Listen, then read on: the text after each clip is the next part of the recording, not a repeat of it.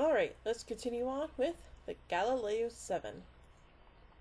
On Stardate, on Stardate 2821.5, the Federation starship USS Enterprise, under the command of Captain James T. Kirk, is en route to Macus 3, delivering much-needed medical supplies to be distributed at the plague-ridden New Paris colony. The ship passes close to a quasar-like formation of four-star systems identified as Morasakai 3112, which Kirk's standing orders require him to study. Since the Enterprise is not scheduled to rendezvous for 5 days, Kirk decides to send a science team composed of Science Officer Spock, Chief Medical Officer Dr. McCoy, Chief Engineer Scott, and 4 other specialists from the crew out on the shuttlecraft Galileo to investigate the formation. Soon after the launch, the shuttle is pulled off course and out of the Enterprise's sensor range. Spock makes an emergency landing on the planet Taurus 2, a rock fog-shrouded world in the middle of the Murasaki phenomenon. Crew members Latimer and Gaetano scout the area, eventually encountering Taurus 2's native inhabitants, giant ape-like creatures armed with enormous spears and shields. Okay then. Latimer is killed when he is impaled by one of the creature's giant weapons. The others soon come running to investigate, chasing off the creature with phaser fire. When Spock shows more interest in the Folsom point on the sphere than Latimer's death, Lieutenant Boma begins to criticize Mr. Spock's methods of command. The crew retreat to the Galileo, only to discover that the creatures seem to be preparing for an organized attack. Despite objections from the others, Spock insists that it should only be necessary to frighten the creatures, not kill them. Smart move. Meanwhile, Kirk turns the Enterprise around and heads back to search for the shuttle, despite concerns from Commissioner Ferris, who sternly reminds Kirk of his obligation to deliver the supplies to Macus 3 as soon as possible. The shuttlecraft Columbus is dispatched to search the planet from orbit.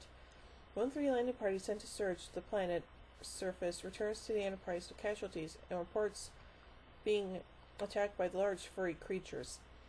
Lieutenant Kelowitz, leader of the landing party, explains that the creatures are similar to the creatures on Hansen's planet, but are much larger. Between boulder-throwing attacks by the primitive giants and quarrels amongst themselves, the crew attempt to make repairs on the shuttle. Mr. Scott concludes that he will need to siphon the energy from all the phaser power packs in order to fuel the ship. The frightened crew members do not want to hear they must give up their only means of defense if they are to get off the surface, but they reluctantly hand over the power packs.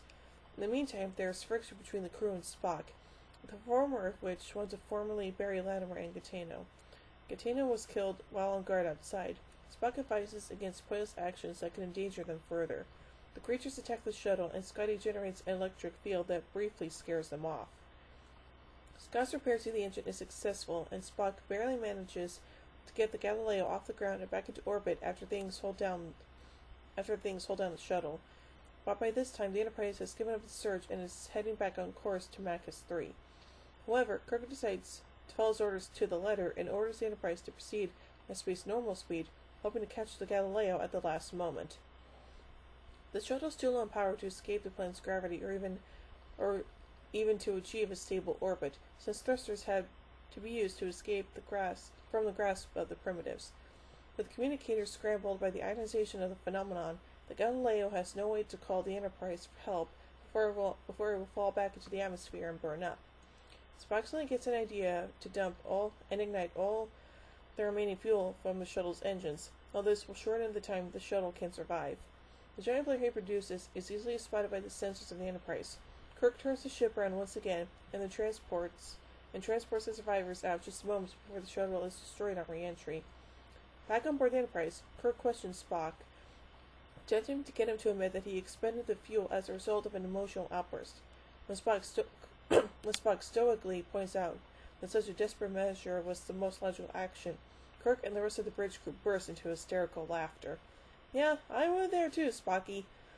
Well, a pretty solid story with a pretty decent ending. I give the Galileo 7 3 warp cores out of 5. Well, tune in for the next episode, which is going to be the Squire of Gothos. So until then, live long and prosper, everybody.